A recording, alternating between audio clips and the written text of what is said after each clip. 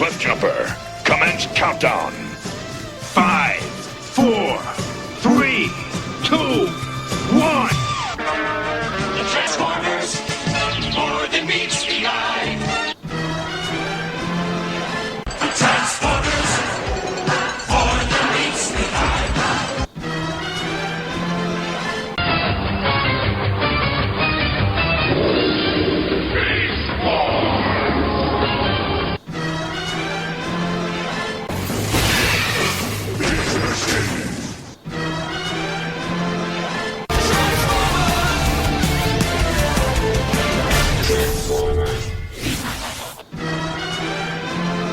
Hello, and welcome to the 24th episode of Transformers ToyCast. I am TFG1Mike, I am your host, and today I am joined by GeneralTekno, hello. Hello. And the goddamn Protoman. With the yellow scarf flapping in the wind. Yay, this is episode 24. There will be one more, episode 25, and then we are actually going to be going on a little bit of a hiatus for a little while, probably until, I don't know, middle of January of 2010, just because I have got so much stuff that I either have to record, pre-record, whatever for ToonCast and MWire, that, and outside of whenever my pre-ordering of Mighty Mug Shockwave, I'm not getting any more toys. I've got to save up for Christmas, stuff like that. So yeah, ToyCast is on holiday break until next year, after episode 25 releases, which most likely will be maybe next week. I'm not sure yet how that's going to go. So how have you guys been? What have you been up to, Tekno? Not too much. Not too much at all. I've gotten I got the Bruticus combiner just this past weekend. The movie slash universe repaint of the I guess Energon one. So good figure. Good figure indeed. And I got one that I bought a 5-pack of Legends just for the repaint of Warpath as a Gut Cruncher. So. Which is awesome, by the way. I've got a review of it that up online that I did just for kicks. So, while wearing my Halloween costume. What have you been up to, Protoman? I'm actually in the same boat as Tekno. That same weekend, I also got the straightaway shootout 5-pack. And you also bought it for one figure? Oh no! I actually bought it just because I like the idea of having Gut Cruncher and Run Amok and having a Swerve Legends. It's all. I love Legends. You can't go wrong with them. Even repaints, you can't go wrong with them. I love them.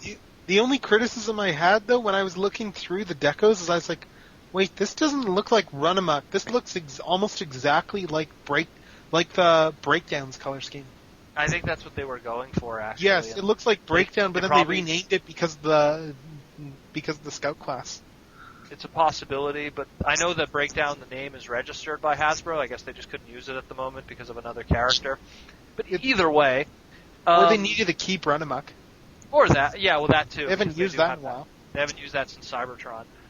Anyhow, and the other thing that I did, that I got was I picked up, this is some vintage, I picked up Magmar from the Rock Lords, from a vintage toy show. He's one of the few Rock Lords I'm missing. That was about it for my weekend. Not much. It was a pretty quiet week. Just relaxed. Nice weather for once. So. Mind you, the only Magmar I know is the duck-billed fiery Pokemon, but... Yeah. This is not a Pokemon show. No, it's not, but it's not a Rock Lord show. Save that for the Armada podcast. Yeah, exactly. That's all Armada ever was Pokemon with robots. And I never watched Armada, so... I don't know. All I've seen is Unicron battles, so... Yeah, and that I've heard is the best part of Armada, so I just watched that part and was impressed. See, honestly, for me, when it comes to Transformers DVDs, I'm kind of the obsessive-compulsive, must-have them all, and I'm probably, and I hate to say this, as much as I disavow the Unicron trilogy, I'm probably going to end up picking up all of the DVDs at some point. Feel so bad, I got it all. But that's not shocking.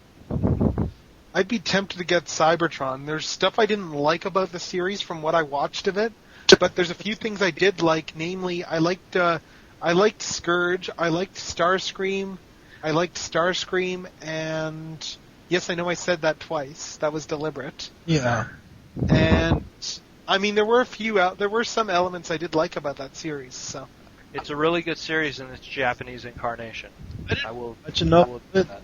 Really like it. I watched enough episodes of it to really hate Kicker, but other than that, not really any. I didn't really pay any. That was like my non-Transformers years, as far as like after Beast Wars was done, or Beast Machines, whatever.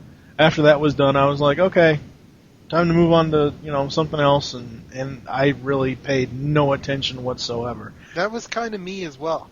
Although I know with Cybertron, a funny thing, I almost didn't pick up Sideways' toy, which I'm glad I changed my mind on, simply because of the fact that I watched an episode of Cybertron. It happened to be the one with those humans on the spaceship and Sideways being trying to hunt them down, and I kept going, "You're a robot, you idiot! Flood the corridors with poison gas! Problem solved!" Duh! Yeah, I am not saying. Or vent the oxygen! Vent the atmosphere! They're dead! Yeah, I'm not saying anything bad against the Cybertron toy line, because obviously we wouldn't have half of the Botcon toys that we have because of that line. But the cartoons themselves, Armada, Energon, and Cybertron, I just could not get into. Like I said, watch the original source material or don't watch it at all. That's what I always say. Like everything that most people have an opinion on, sadly, is the Japanese of the Japanese stuff is the English dubs. And again, your hate of Kicker partly stems from Matt Hill's horrible representation of the character. He makes a great Kevin Keane in Captain N, and it ends there. Who was it that did Kicker again? Matt Hill, who is famous for Captain N, Carlos from Armada, who is the Mexican kid. Not much else. Ironhide from... So I'm just double checking. No, it's not. It's Brad Swaley who did Kicker. That's what I thought. Oh, excuse me, Brad Sway. Yeah, you're right. Although it was funny, just because when I saw him at a convention this past summer, and he kind of skipped over that. He mentioned that, but he kind of knew what fans thought of Kicker. You could tell by the way he was talking there. A lot of people have vented their frustration. But mind you, it probably helps that he did light on the Death Note dub, and there's a lot of people that love him for that. He's riding that out pretty thick. See, I don't blame him either, given what voice actors who dub stuff get paid. So there are some voice actors, very few, that they may do one voice and I absolutely cannot stand it, and they may do another voice and I can absolutely love it. So I don't necessarily put Kicker's characterization and the way the character played out on the cartoon solely on the voice actor. They're given a role, they read the role. I mean, technically it's the writer's fault, not the voice actor. I mean, yeah, if you want to put inflection into the voice or whatever, fine.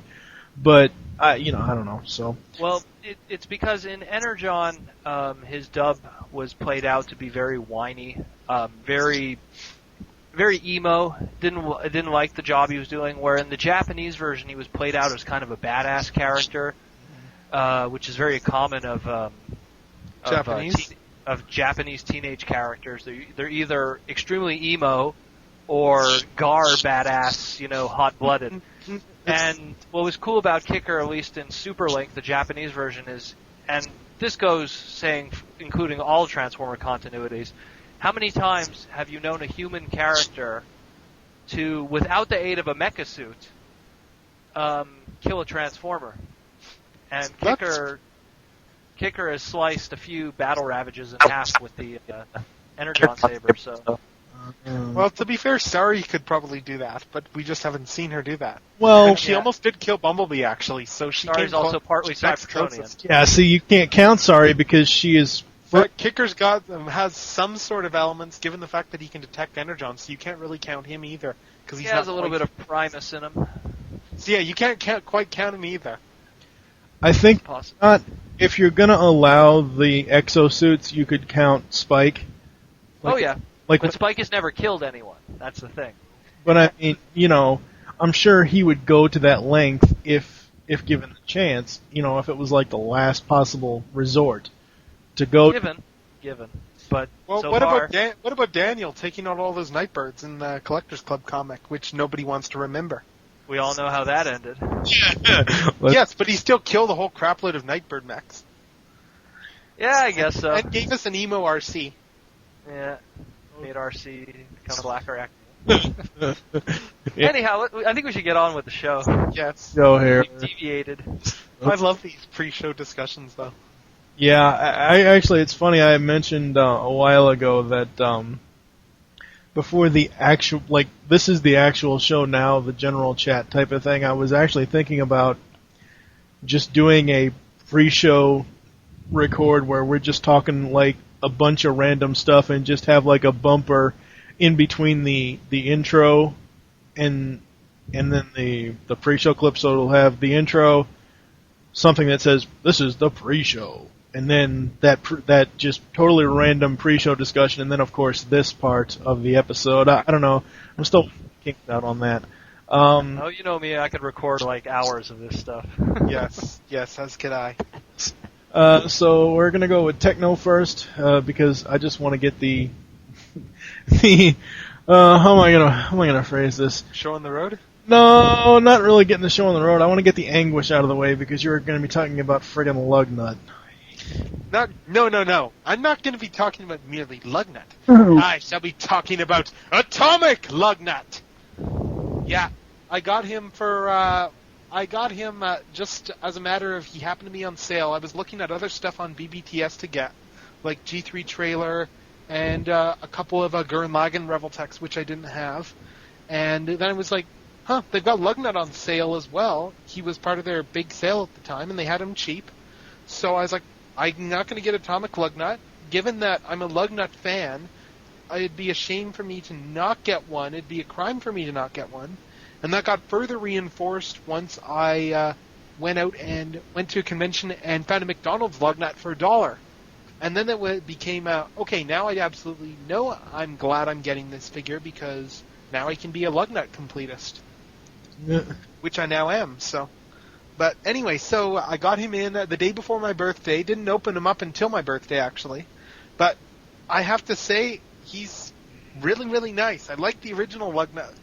Lugnut's a mold where when I first saw the original pics from Prototype Leaks, I didn't think too much of it. But at that time, I was kind of thinking, based on reading his bio, I wasn't sure what to make of him. Like, he could be interesting, he could not be.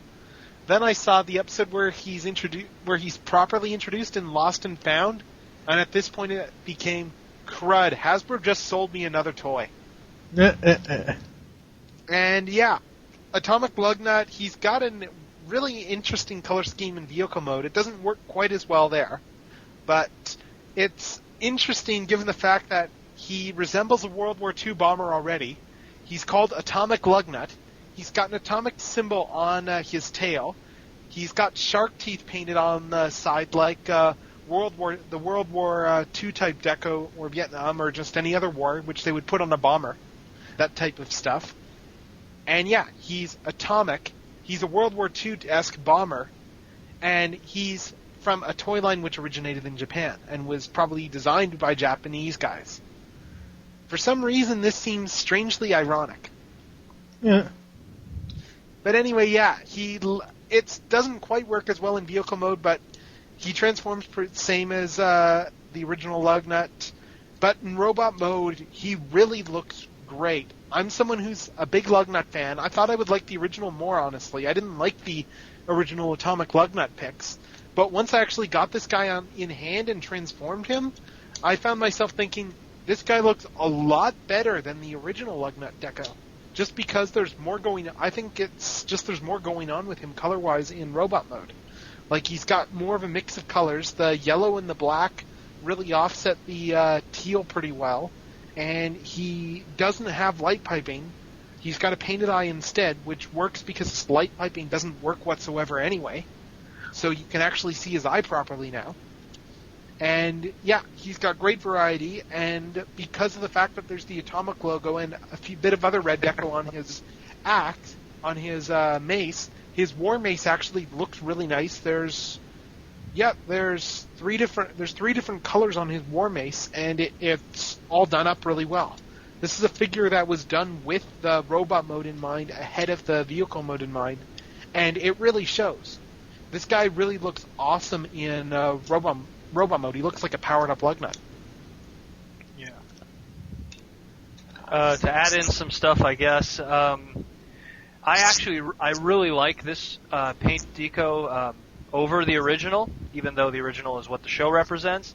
The colors that they were actually going for was they were actually trying to be pretty accurate to a later paint scheme that was used for because what he is, he's a B-29, which is the actual plane that held the big boy and the little boy, which was the actual bomb used on Hiroshima. So calling him Atomic Lugnut is really a punch in the groin of the Japanese. It really seems like. Well, we all know that it was clearly intentional. It was clearly intentional when they did this. But yeah, like it's a really good figure. I like this paint scheme over the original. If you definitely have to pick up the mold, that's the one to get. Even though the other one is the show used mold colors, this one is a lot better. Yes, so yeah, I completely agree with that, and I say this is a huge Lugnut fan. So yeah, I'm looking at it now, and again, my main complaint about and I really don't have a whole lot of complaints about animated anymore. I thought at first, like the first 2 seasons, because I wasn't really paying attention to it, I was just bashing the show completely. Because until season 3, I was really not impressed. The end of season 2 is when I started getting impressed, and of course I went back and I looked at it, and I looked at it more carefully, and I watched the show on DVD because I have the DVDs now, and well, of the ones that are released, season 1 and season 2. And I really enjoy the show now. I think my only complaint about the show, outside of Dirt Boss, who is basically just a ripoff of Burgess Meredith's Rocky portrayal. No, I thought he was just more the stereotypical gangster mob boss type. Yeah, I would have said Joe Pesci, but yeah, that works too. No, Joe Pesci was Mixmaster. Oh, that's true. You're right. Okay, but if you look at Dirt Boss and you go back to Rocky and watch the Rocky films and the role that Burgess Meredith played in those as the trainer, it's the same. It's pretty much the same thing. My only complaint about animated is the fact that they did not fucking use Astro Train. They used this dumbass called Lugnut. It's always been Blitzwing and Astro Train. Why the hell they felt they needed to put this piece of shit in here, I have no idea. So if by always have to have Octane, and if by always you mean one show, then okay. Well, it's always been known as Blitzwing and Astro Train for some odd reason. From comics, it was all 3 of them at once, actually. But well, they always put them in a triplet in the comics, actually. So and it's, Protoman, you mentioned Octane. Octane's all right. He didn't replace either one of the characters. So he was just an add-in. Well, I think I feel that Lugnut was kind of the same role as in what Bulkhead was. He was one of those. While he wasn't a new name to the franchise, he was a new character coming into the team. Because you look at the Autobots, you had a Ratchet, a Bumblebee, a Prowl, and a Prime. Yeah. But then you had a Bulkhead, which was a name that we did not hear except for Energon, and it really, to get complicated, he was supposed to be a Springer homage, anyways. But yeah, Bulkhead was the new name and the big guy. And then you look at the Decepticons, and it was the same thing. You had a Black Arachnia, you had a Starscream, you had a Megatron, names you were familiar with. And then you had a Lugnut, which again was a name that, aside from a Cybertron motorcycle repaint, was more or less a new name to the franchise. Mm-hmm. So, he was also the big, strong guy. So I guess maybe, it's the same thing.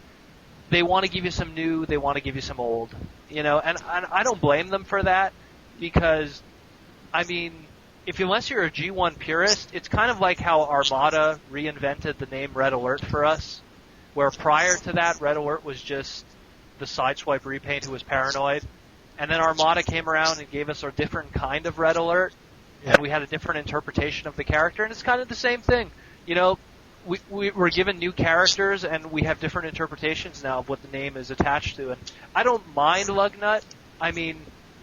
I think from a design standpoint, they kind of put him in there because they could have put Astro Train, but maybe they just wanted to have something new. I mean, granted, he's just pretty much an Inferno Beast Wars ripoff, but I think they wanted the type of the. I think what the thing was is they probably looked through. They wanted the loyal minion of Megatron type thing, and they wanted a big, brutish Astro Train. machine. Astro Train, and that's not Astro Train. Astro Train is a transport first and foremost. I mean, plus the thing is he turns in. Astro Train is kind of a product of the times as well. I'd say in terms of the fact that nowadays among kids, to be perfectly honest, I look at Astro Train. It's like he turns into a space shuttle. Space isn't quite as cool. Isn't quite as iconic anymore as it might have been like 20, 25 years ago when the space shuttle was around. And then with trains, it's a steam locomotive, and train collectors are generally an older crowd nowadays. Well, it's not only that. Keep in mind how animated handles the triple changer idea to begin with Blitzwing. Yes. Already, would you want to really double up on that character idea and gimmick with another character? Yeah, their idea right off the bat for the triple changer was to have a character. Well, originally the idea was more of a character who can turn into anything, but then they ended up settling for a triple changer once they realized how unfeasible that was. Yeah, so, I mean, in the perfect world, everyone gets what they want, but sometimes I could always take a step back and see, what they were kind of hoping for. I mean, we'll trust me, if you want your Astro Train, there's plenty more to come in the future. I know that's a property that Hasbro will never get rid of. I mean, oh yeah, but we got a Henkei, we got a Classics repaint, we got the reissue that we even had. We had the club figure. We'll see plenty more Astro Train in the future. Oh That yeah. I worry about. Yeah, I don't doubt that either. So But, yeah. what's next? do you have any final thoughts on Atomic Lugnut before we move on? Well, he's a figure who's incredibly politically incorrect when you think about it. Oh yeah, He's that's why very animated. He's a very insensitive deco, and I'm sure that the Japanese designers who did this would probably do a double take when they saw pictures of this deco and the name of the figure. But Hasbro had the balls to release it, and it's the best Lugnut figure out there. And I really love this guy. Yep, he's really awesome. I don't know. All hail Megatron. I just don't like the... and I think the reason why I don't like the character of Lugnut is because he was basically the non-bestial form of Inferno from Beast Wars. And I could... He was Inferno with a brain. No. No. Inferno had far less competence than Lugnut ever had, and I'm an Inferno fan. Yeah, well, anyway, that's a whole other episode topic, so why don't you go next, Protoman? What are you going to be talking about? Alrighty, I'm going to be talking about a figure thanks to my buddy Gog Dog from the TFW boards. I managed to pick up the 2009 Thunderclash at Botcon 2009, but I had a boxed one, and I wanted to have an extra one also, and so my good buddy Gog Dog hooked me up with his loose one that he got. So I'm going to be doing Botcon 2009 Thunderclash. Well, history, as I always do first. Thunderclash was originally a UK exclusive character from 1992. He was the leader of the Autobots of that year, because that was the dry spell that was going on during Generation 1 in between to Generation 2. And he was a, if you will, Optimus-esque, Ultra Magnus-esque kind of character. Kind of looked like a Magnus in vehicle mode, kind of looked like an Optimus Magnus in robot mode. It's hard to say what they were going for exactly, but that's the kind of character he was. And being a UK toy, filled with tons of gold plastics, tons of neon colors, tons of translucent pinks. Just an all-around wacky toy. That being said, when they were announcing that they were going to do Thunderclash for the Botcon 2009, a lot of people were expecting to get these wacky colors, translucents, golds, and all kinds of craziness. And what mold that would be used. Now, we were all kind of expecting them to use the landmine mold, because Thunderclash was the leader, so we were expecting him to be the big figure of the set. But in the end, they went for the Energon Rodimus mold, which I guess is also a good take, because they needed to use a truck. But I think the big complaint that comes from him is the colors that were chosen. Now, again, we were all expecting the UK colors and the UK logo of the wings and on the chest and everything, but we didn't really get that. We got something that was more of a turquoise used and whites, and there was little suggestions and homages to what was the original toy. We did get some, copper golds in places here and there and on the face, although his original toy was very, very, very gold on the face. This one's more of a copper. We got some kind of eagle on his chest, but it wasn't the same design that was used on the original UK toy. In all honesty, if this toy came out but they didn't put a name attached to it, I wouldn't have guessed Thunderclash. I would have just kind of tried to figure out something else, but it definitely gives a mild vibe if someone tells you it's a Thunderclash homage, but it really doesn't give it off too much. As for the toy itself, standalone, homages aside, it's a not bad toy. I mean, the Rodimus mold does have its flaws here and there, but it's nothing too much, that's a problem. Limited articulation, big feet, it does the Super Link gimmick or the Power Links gimmick. Paint scheme-wise, well, again, it's kind of ugly. It's turquoise, it's blue, it's coppers. The only color that I could actually say looks awesome on it is the gun that was originally a translucent orange for Rodimus. On this one is a deep translucent blue, and I think it looks gorgeous. I think that's probably the nicest thing of the entire figure, is this translucent gun, which was a very common thing in the Super Link line. A lot of weapons were clear or translucent plastics. I think the only other thing I just want to comment on is that the only other thing that really sucks about this figure, and I've noticed this with other people, and including me who own two of them, is that 50% of this figure that was released in the market had a lot of QC issues. The Autobot logo on his chest was tampoed on crooked, so half of the logo is a little higher than the other half. Also, the tampo quality was really cheap, so a lot of times people got their figures in the bag with the logo already somewhat scratched off. He suffered from a lot of those QC issues, which is pretty sad considering how much you pay for a Botcon exclusive normally. But it's funny because only 50% of these have the problem, and another 50% seem to be perfectly fine. Me too. I have one that's perfect and one that's But all in all, he's an okay figure. I wouldn't suggest shelling out the full price for him. I see him sometimes go for $129 on eBay. I mean, really put that money elsewhere if you can. But if you could get him for $40 or $50, yeah, sure, why not? He has a little bit of history behind him, and a figure with history is always fun to own. Yeah. And hey, it's a Botcon exclusive. Might be worth something one day, maybe. I doubt it. Not. Yeah. Anyway, I'm being optimistic. I'm looking at the image on TF Wiki here, and what is his alt mode supposed to be? It looks like a cross between a tow truck and a dump truck is what. What they were going for with the original Rodimus, they were going for these super trucks, which are these trucks with the huge spoilers on the back. These actually do exist, and they existed as early as the 80s. It's pretty much if a truck didn't have its trailer, and instead it was trying to be high performance, it would have a spoiler instead. And there's actually a GoBots toy that also has this exact same design. The name escapes me at the moment, but that actually is the same alt mode completely. Oh, really? So, yeah, it's an actual real life alt mode. It's just that a lot of people aren't familiar with it. What's crazy about it, that's really weird, is that this toy here actually has a hitch in the back, which always made me wonder when the Energon toy was invented, did they have an intention for a trailer? Interesting. Which is a kind of a big tease. Well, Classics Prime had a hitch. Yeah, I know, I guess so. Maybe but Prime always sooner or later has to have a trailer, so it's.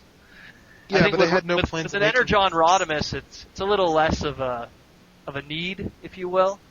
So the fact that it even existed really made me raise an eyebrow. Now with this toy, yeah, Thunderclash is legendary for his mobile battle station, which almost is more important than the actual figure itself, which is lacking here in this case. I really think they should have used the landmine mold instead, because then he would have had a mobile platform. Yeah. I kind of find it weird that they completely passed this up. I mean, they could have taken like the landmine mold and just redo the head to make it look very Optimus-ish, looking, and make it like Thunderclash, and I think it would have worked great. But they completely but then we missed wouldn't the have ball. gotten Landshark. You know what? When we were getting all those names, we all thought Landshark was coming from Sharkticon. So Yeah, I did as well. So I was really expecting that landmine mold to be Thunderclash, and I was a little disappointed. I mean, not because they used a Rodimus mold or something, but it's just I think it would have just been the better choice. I mean, just from a design standpoint, but whatever. It's in the past. I mean, they made a lot of mistakes that year, 2009, when it came to mold choices, but right now they're kind of thin on the molds they could use. I mean, 2010 is definitely going to be interesting to see what they could do. Oh, I'm curious to see what they're going to collectively be able to pull out of their rear ends, given the fact that they've got just about nothing they can use. Now. They've got all they've got left now. is Armada and Energon molds at this point, really. Unless they want to swallow their collective pride and do animated stuff. Because I've heard that I've heard rumors anyway that people in the club the people who run it aren't exactly animated fans themselves. Yeah. Oh, we're not going to see no animated in movie, but you know what? It's gonna be really interesting seeing what they're gonna do. It's really thin right now, like when it comes to molds. So, I mean, hey, whatever. We'll probably all still love it or hate it, but at the same time, they don't have much to choose from anymore, which is a real shame. You Because could always dig out some old Beast Machines molds. hey, anything's possible. It really is. I mean, we have these high expectations of them using Unicron trilogy stuff in classics. But yeah, hey, if they go really far back and if the mold is available, I wouldn't mind, seeing a Cheetor used again, or anything even for that matter. Well, I was thinking the Viacon designs. Reuse those Viacons, because the Viacons were all very good toys. Yeah, it's true, but we'll see what happens. Yeah, I'm actually looking at the Energon Rodimus, and I like that one more than I like the Botcon version. Oh yeah, a lot of people. Well, that was the original colors. That was its intention. That character's representation also was pretty cool in the Super Link version. He kind of had his own private team of Autobots called Team Rodimus. That toy, I remember when it first came out, I was absolutely ecstatic because we had not gotten a Rodimus figure in years, and by years I mean Target Master Rodimus in America. So this was a big thing to get this Rodimus, and I think I own like 4 of them, mint on card, let alone the loose ones. And I hope Hasbro's not listening, I own the prototype. I actually bought it from a shady Chinese guy whose name will remain nameless, but yeah, I own the prototype of it also. So, Given they haven't cracked the hammer down on certain YouTube reviewers, I kind of doubt that they really care all that much about who owns projects. But I don't want to go on. I don't want the Protoman name to go under bad raps with Hasbro. So, anyways. All right. So, Mike, what do you got? I've got until my Mighty Mug Shockwave comes in, which it needs to, like now. But anyway. We'll do a Shockwave episode when that happens. Yeah, we will. Yes. We will. Because you know what? I love Shockwave too. So. I think I might have done animated Shockwave already, though, on the show. So. Oh, fine. You do Shock Blast. Find something. I have the Mighty Mugs Optimus Prime is the last one that I have not reviewed yet as far as the Mighty Mugs that I do own. Now I'm looking at his thing here on the TF Wiki, and there shows 2 versions of him. They show what appears to be the original version and the exclusive version. One of them looks shinier than the other. Need an explanation? Yeah, exactly. Okay. The shiny version was a San Diego Comic-Con exclusive in 2009. All it was and it's pretty sad, really, because, I mean, pretty much San Diego Comic-Con was like, we want a Mighty Mugs exclusive. We want it to be done of the Optimus Prime. And instead of, like, I mean, honestly, they could have done Ultra Magnus, they could have done Black Optimus Prime, but instead they just decided to do Optimus Prime, but shiny. And I guess they were maybe hoping more for name value rather than it being a new character. Right. So, I mean, that's all it is. It's just it's a really overpriced Mighty Mug that in a couple of years is going to be really cheap on eBay anyways, because not a lot of people bought it. Heck, So- it worked for Malibu. It worked for Malibu Stacy. New hat. Not there. Mind you, that's pretty much what works for repaints nowadays, and that Hasbro gives them all gives half the repaints they do nowadays new heads, and then that gets people going, holy crap, with this paint scheme and this head, it looks awesome. Yeah, when I originally started looking for the Mighty Mug stuff, I don't know, I don't even know why I started looking for Mighty Mugs. I have no idea, but I just got this complete obsession with these things. And Well, you know what it is? You like G1, and when it comes to G1 stuff, that's definitely one of the things on the shelf at Toys R Us that is G1. yeah, I mean, that's, like we were talking last episode, you're not going to buy a Mighty Mug figure, whether it be Transformers or whether it be Star Wars or Marvel or whatever. You're not going to buy one of these things for your 8-year-old nephew. Yeah, clearly not. You're just not. They are for collectors. They are for display purposes. And yeah, you can kind of play with them around and stuff like that. But, I have 3 Optimuses on my little computer monitor station here. I have the Mighty Mugs version. I have the G1 Optimus. And I have my TFA Voyager.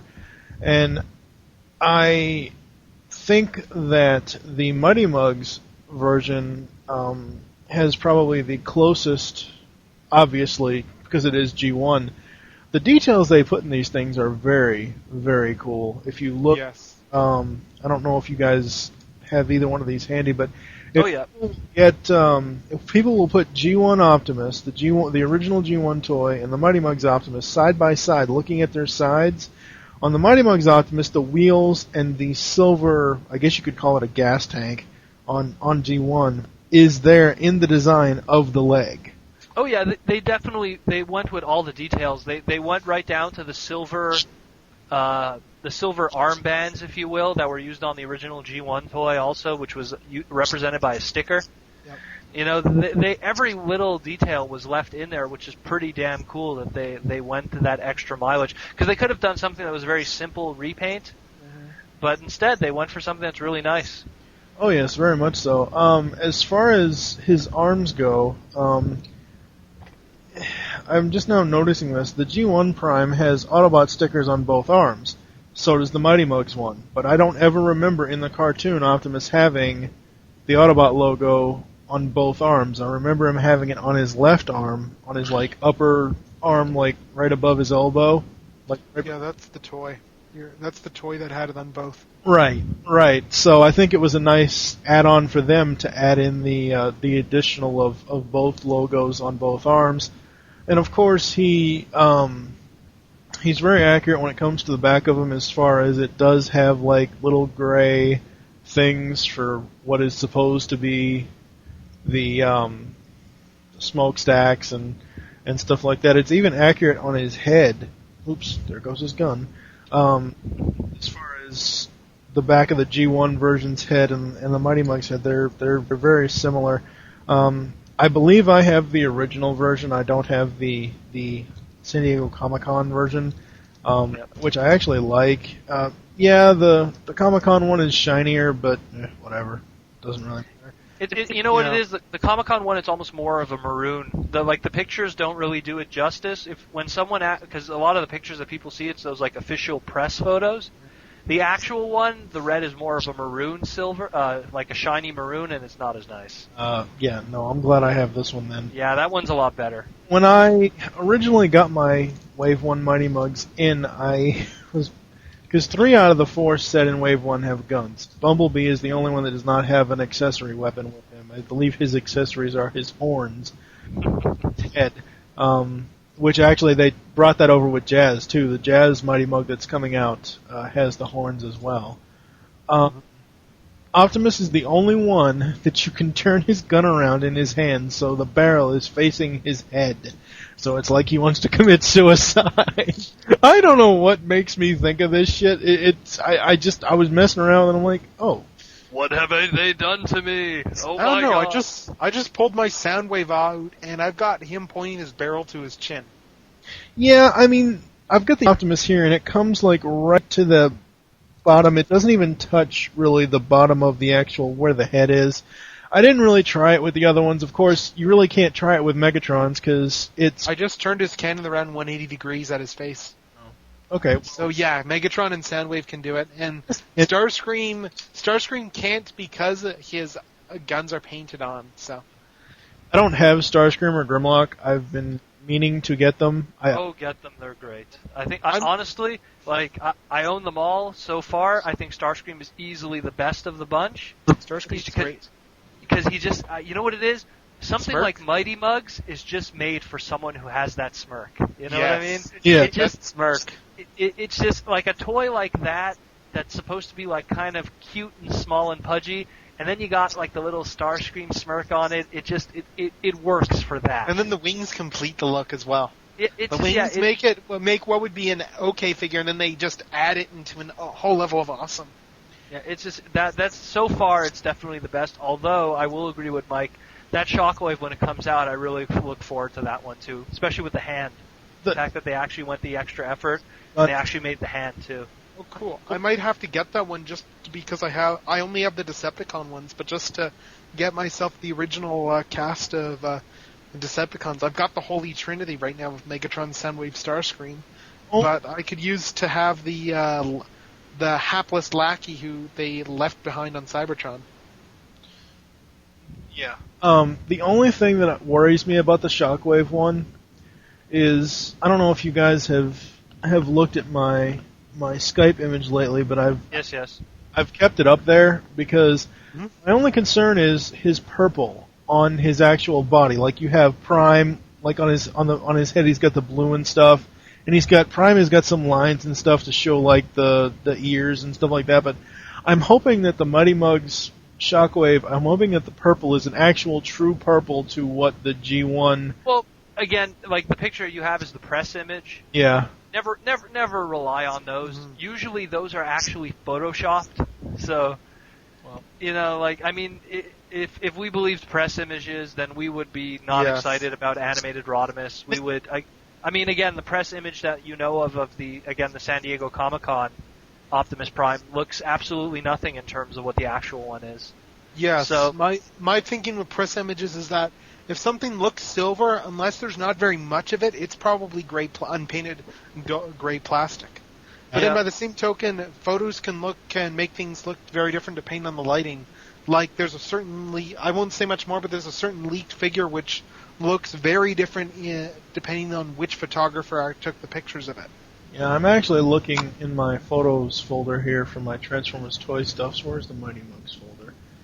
I found on TFW posted the story of someone having Mighty Mug Shockwave in hand inbox pictures, and I have that. And as soon as I find the Skype window here.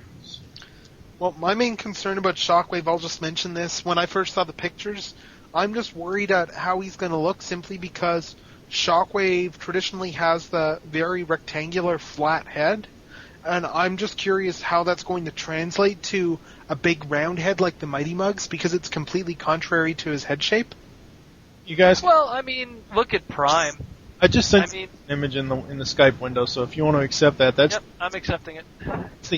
When you look at Prime, Prime has a specific samurai-defined head. Instead, they went with the generic Mighty Mug round head, but it works. And it's the same thing with Soundwave.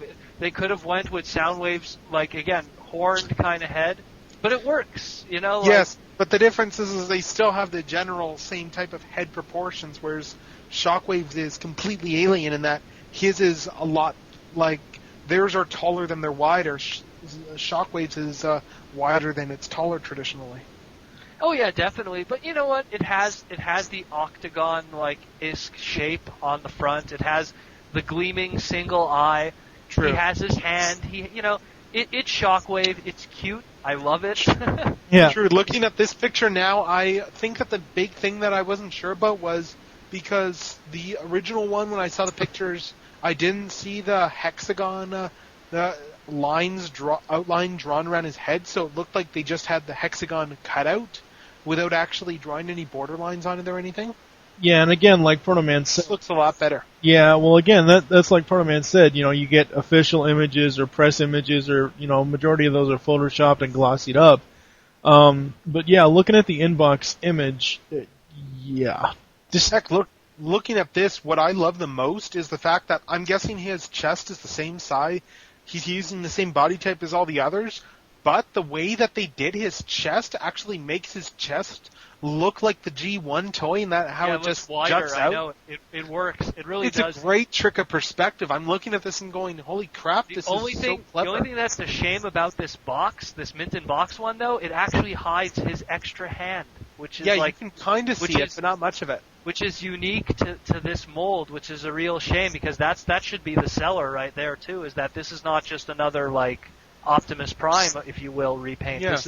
This is a completely unique mold in that arm, which is gives him that trademark arm. Yes, but that's more the fault of the Mighty Mugs box design, which obviously didn't plan for.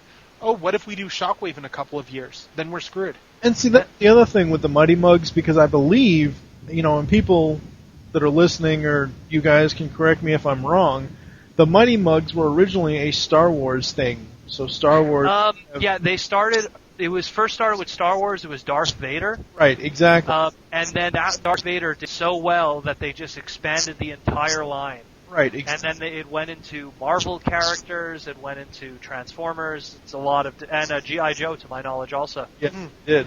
And I think, again, like Tekno was saying, with the way that the box is designed, the other image that they have available, let me see here, is this one here, which is actually the back of the box, I believe. I just put that in the Skype window. And it does show his gun in the... oh, yeah, it does. Okay, perfect. On the back of the box, but not the in-box, actually. And again, that goes back to the box design where it showing more the right side than it is the left. What I would have liked to have seen with these images, if whoever this person was that took these and submitted these to TFW, or whatever, I think it was from like another Transformers website that submitted them to them. I don't know. I would have liked to have seen the diagonal view of the box, because if you take the Mighty Mugs boxes and you hold them at an angle to see the full profile view of the character on the box. Yeah, you're right. Unless you're in Canada. Well, In Canada, we all get Optimus Prime. But yeah, the Americans get really nice boxes. Wait, you guys don't get characters? Oh yeah, you didn't know that? Okay, I see. In Canada, Mighty Mugs all come in Optimus Prime boxes. Are you serious? Yeah, I know. It's Yeah, really they do. sad. It's really, you know why? Because they're too lazy to do the special. Okay, here's a little thing for all the American listeners. Titaniums, the 3 inches, all come in generic packaging, not the radically beautiful packaging you guys get. The 6 inches, same story. Also, we get a generic box. The Not outside, complete- yeah. Yeah, the insides were The different. inserts are unique, yes, but the outsides are not. We get, again, another generic thing. And it's the same thing with most Transformers. We get cross-packaging. We don't get unique tech specs on the back. We get advertisements for other stuff. And in the case of Mighty Mugs, which really sucks, especially when you're like skimming through a bunch of them trying to find the character you're looking for, it's all Optimus Prime on top. Although, you know what I found interesting though? I'm wondering if Hasbro Canada is moving away from that for a couple of reasons. First of all, there's the G.I. Joe figures, which all have the unique boxes. Yep. And then also, I noticed this when I was at Toys R Us earlier this week. I was looking at some of the Star Wars stuff. The Clone Wars stuff is all generic packaging, but the latest Saga Collection wave, it uses the same packaging as the American ones. I mean, literally, like there's no French on this box. Then French on this box. The bio what is will completely in English. what will probably happen is it will be released with unique packaging, just not in my home province of Quebec. Yes, I'm just saying, I'm amazed, because if they'll probably do like the G.I. Joe ones did and include an insert. What Hasbro did for the bios on those is they included an insert with it in the other languages. So really, the French collectors really have it better off because they don't have to keep the whole package in order to get the bio. But you know what was amazing, Mike? Also, what they did with the Optimus Prime packaging was they put a sticker of the name of the character on each box to differentiate it. Oh God. Yeah. So they had to like stick on Soundwave on the Optimus Prime box. I know it was so ghetto. It was really bad. It was such a split-second decision to review TF Mighty Mugs Optimus. I completely forgot to go get the box out of the other room, and I'm not going to go get it now because I actually like talking about the boxes for these because yes, on the top is the unique face for each figure, at least for us Americans. And I would have to say, even though I don't have him yet, I'm going to get him eventually. I would say probably out of all of them, the two weakest ones are Bumblebee and Grimlock. Grimlock looks pretty good when I've seen him in stores, just because of the sword, and he looks like Grimlock. Yeah, I know. I mean, the design is great. A lot of the implements, because a lot of the implements on each one of them, like if you look at the Soundwave one, there's a lot that they took into account into designing him. Yes. Shockwave, I mean, hell, putting his gun arm there. The forced perspective is the really nice part on Shockwave. That was the unexpected bit that makes the toy. Oh yeah.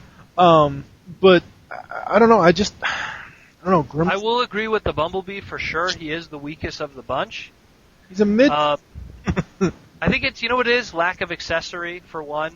Mm-hmm. And I guess, I don't know, maybe taking something that's cutesy and already applying it with something that's cutesy, maybe that didn't work. Who knows? Yeah, when I first saw the photoshopped image or whatever it is, the official image of the Shockwave Mighty Mug, I was like, wow, that just makes G1 Shockwave look more vicious and diabolical than anything I've ever seen. I wish that they would take this, and I know, of course, they won't, but I wish that they would take the Mighty Mugs into TFA. That would be awesome.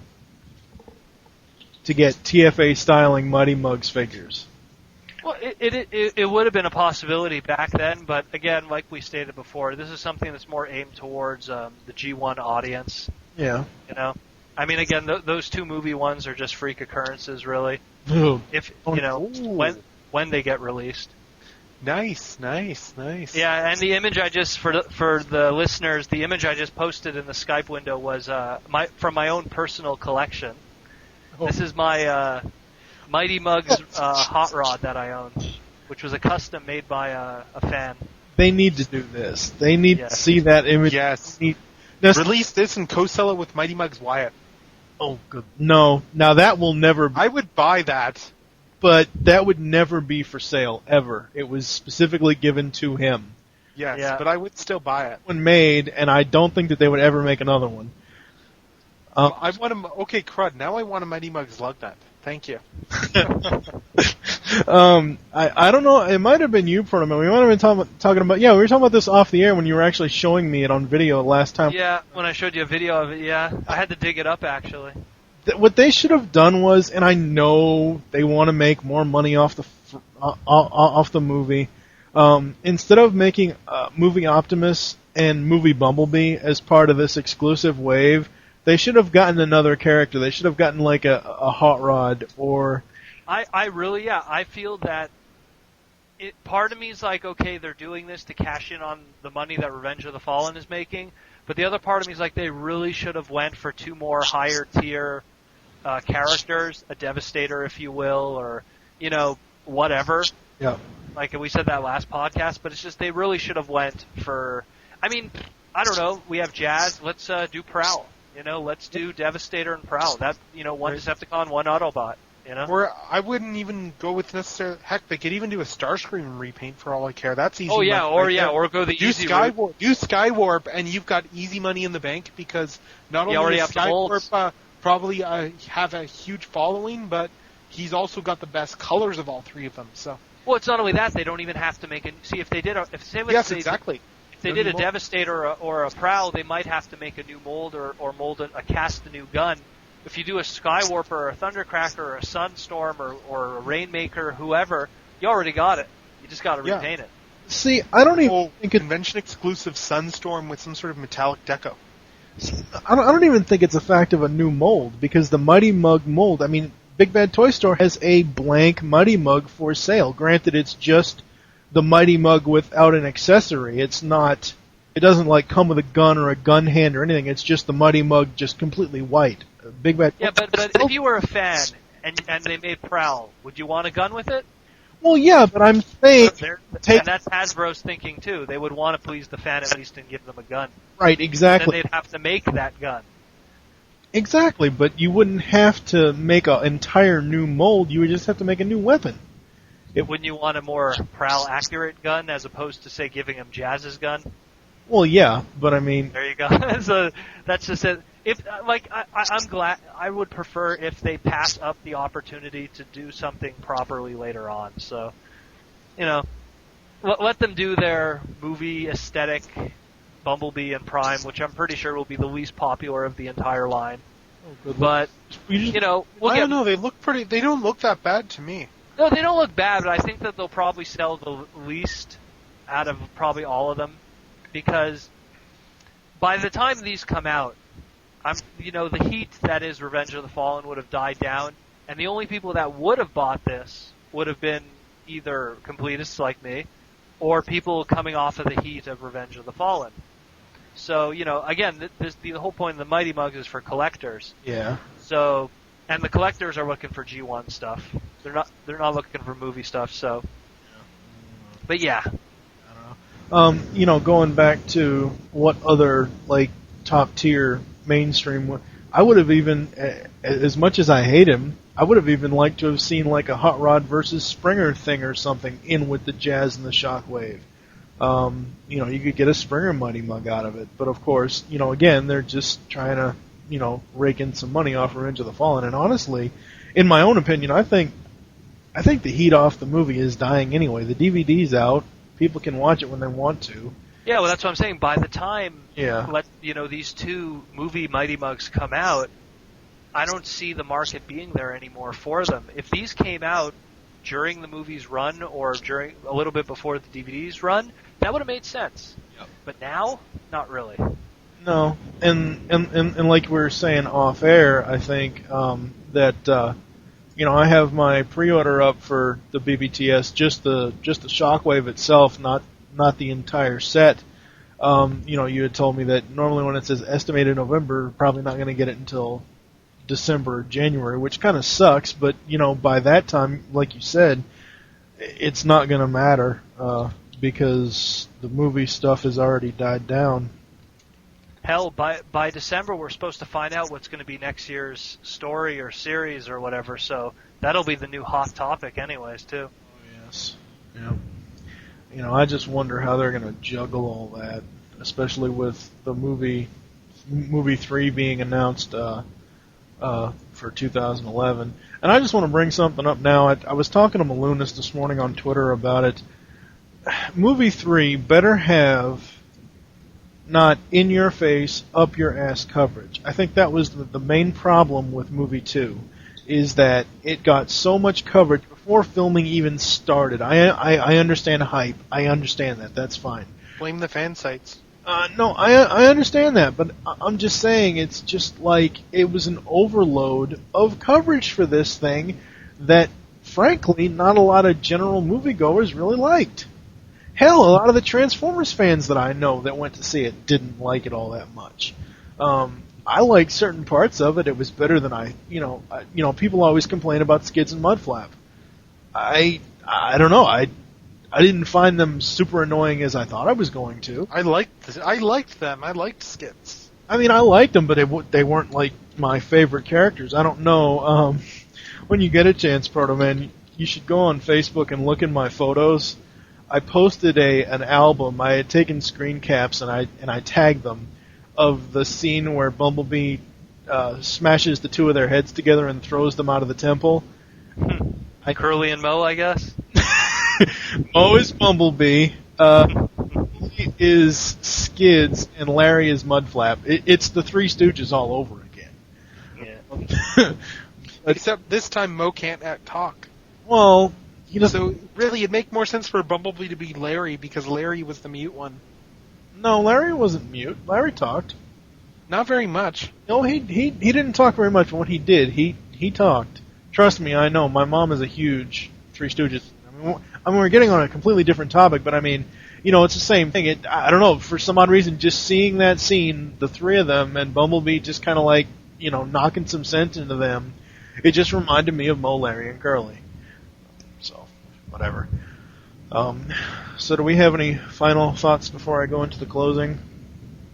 Let's see if I can find this stupid window. Well, Mighty Mugs are... I guess Mighty Mugs are awesome. Mighty Mugs are pretty sweet. My only negative with them is just they take up a lot of space. They do take up quite a bit of space on a desk. Space which could be filled by a couple of 3 3/4 inch figures, or smaller figure, or Legends figures, or even a deluxe or two. Well, again, as we've said, the Mighty Mugs are for the collectors, and really, that's why we have some space. Because I very rarely have, since I've had these Mighty Mugs, I very rarely have had them out here on my desk all the time. And when I have, I usually keep them in the right-hand side corner of my monitor, and of course, that's where all my status updates on Facebook show up, and it's like, wait, crap, a head's too big, I can't see it, so I usually just leave them on my shelf in the other room for display purposes in there. But, to each their own. Right. What were you going to say, Protoman, about final thoughts? Oh, nothing, just that Mighty Mugs are awesome. Thank you for joining us here on Transformers ToyCast. There are several ways to get in contact with us or leave feedback for the show. The first is you can visit www.geekcastradio.com and find our podcast there.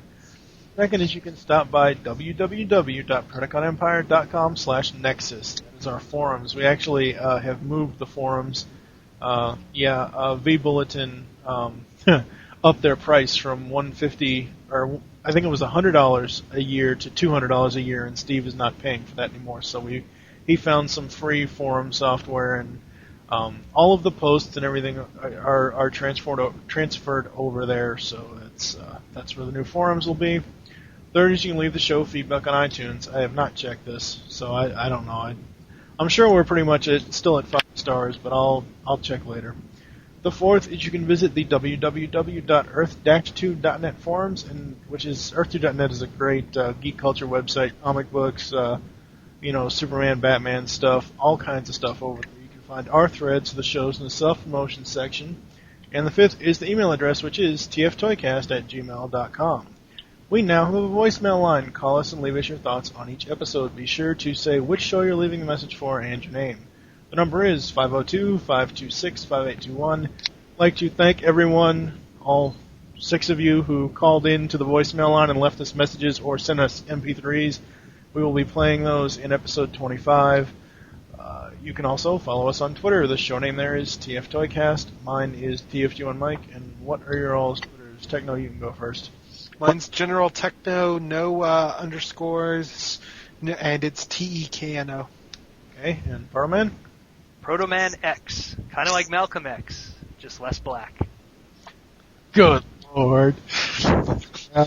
Okay, we hope you enjoyed this episode of Transformers ToyCast and wish you'll join us next time. For now, I am TFG1Mike with GeneralTekno and the goddamn Protoman saying in the immortal words of Optimus Prime, transform and roll out, and thank you for listening. Until next time.